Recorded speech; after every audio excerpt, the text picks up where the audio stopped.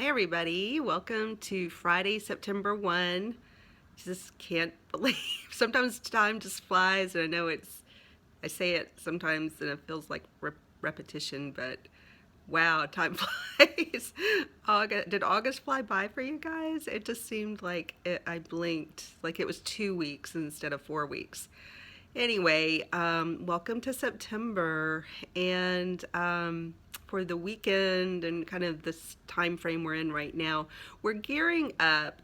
I mean, increasingly, we're sensing already. The eclipses were a big part of this, even though the eclipses had nothing to do with Uranus, for example, or Saturn, although they did. They were related mathematically in the heavens, but we weren't focused as much on them during the eclipses.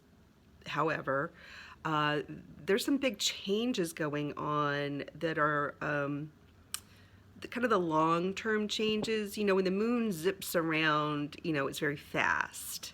Um, it has an orbit around Earth.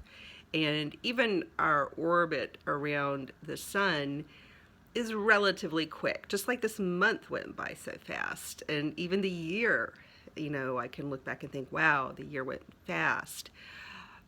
But when I think of Pluto, it feels like Pluto's been where it has been forever.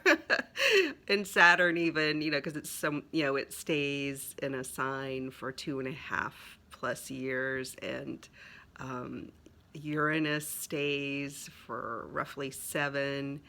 And, it feels long in those cases. That doesn't feel so bad. I mean, in some ways it seems just in the way time can move, and you can look back and think that seems like only yesterday. But Pluto seems like it's been where it's been for a long time, and even Uranus. But Uranus and Saturn are about to shift into new signs, and this creates a whole new feeling for everybody, whether they know about astrology or not. People who don't get astrology don't understand that I'm not, and I know most of the astrologers I follow don't try to predict each day what's going to happen to every single Leo out there, every single Virgo. We're in a time of Leo and Virgo right now. Um, I don't. That's not astrology to me. Trying to figure out what's going to happen to each one of you out there. That's a fool's errand. Astrology to me is really about just the way we clearly understand how the moon impacts cycles on Earth, and how we clearly understand how the sun impacts cycles on Earth. Isn't it fascinating to notice that something as far away as, Pluto or Uranus or Neptune, that they impact cycles on Earth? It's fascinating. And likely, given the fact that the sun and the moon have so much clear, understandable scientific um, impact on Earth, it's, to me, a no-brainer that other heavenly bodies out there that are so close to us relative to the rest of the universe would impact us. And so my point is, you're feeling already some huge shifts. These are like paradigm shifts. I was talking about paradigm shifts a lot back when I first started astrology, 2009, 2011. That's because these slower moving planets were making big shifts back then. We're in another huge paradigm shift. Think about how much the world has changed since 2009, your world, 2011 even. Think how much the world, is going to shift again. So the stuff that brought about what we're living through now came about through those paradigm shifts. Now we're shifting again. So that means, especially since Uranus is involved, stuff's not going to stay the same. And let me tell you about this weekend and how this sets up kind of your personal response to what's happening now. Personally and societally, globally, people right now are really thinking about their values. They're really thinking about the shadow side of life and bringing it to light, and they're So it could be personally. It's a great weekend to let your emotions show.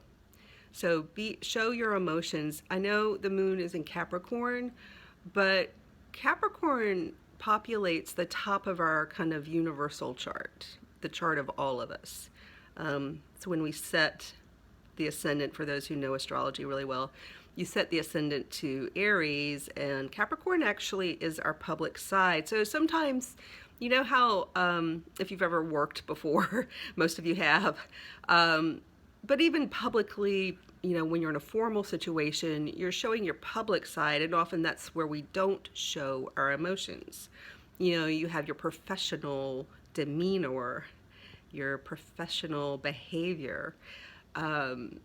That's Capricorn. It's where we can, for the sake of our long-term goals in society and at work, we can put aside our emotions. It helps us. You know, we talk sometimes like everything's in isolation, like a Capricorn moon is cold.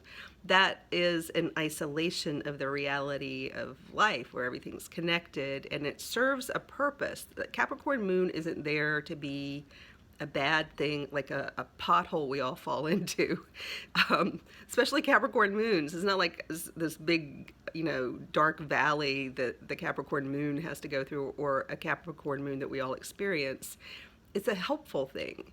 However, with the moon up there, it's also, the moon moving through that area is a time when we can be more who we really are emotionally, our emotional world, which is our internal world usually, especially in our public space. We can be more heartfelt. So emotional, I don't mean scream at everybody because you're angry, or you know, sob uncontrollably through your work day. I think you should probably go home if that's the case. You know, I'm not saying you shouldn't cry. I'm just saying take a personal day. But it's more that we can be heartfelt in spaces where we maybe haven't before and feel okay about it. It's a time to live from our values. That's the big shift. That's the paradigm shift. Is we're all going to be our values are going to be shaken up, and we're going to be called to be more proactive. I mean, everybody's feeling this. You're all feeling this. It's pretty obvious. So but this is a time when we can be more heartfelt, more openly heartfelt in all arenas. So whether you're a politician, or, you know, some kind of public figure, or a CEO, or just, you know, just the average person going to work, you can be more, express who you are a little bit more in a considered way. So I'm not, and Moon in Capricorn is never going to be wildly, you know, out there raging, or, you know, tearing his or her hair out. That's not the Capricorn moon, but it is a time when you can be a little more transparent. So also for those looking for a personal appointment with me, you can go to my website at www.astrology.com. Feel free to email me at freshastrology@gmx.com. That's George Mary X-ray. People often think I'm about to say Gmail, but I have a slightly different address. So freshastrology@gmx.com, or www.freshastrology.com. Also, I have a fun new business that's a part of my coaching, which is Tribe Trips and Retreats. Go check out our website. So it's www.tribe, TRIBE, trips and retreats. It's long, but, you know, we wanted to describe what we were. So tribetripsandretreats.com.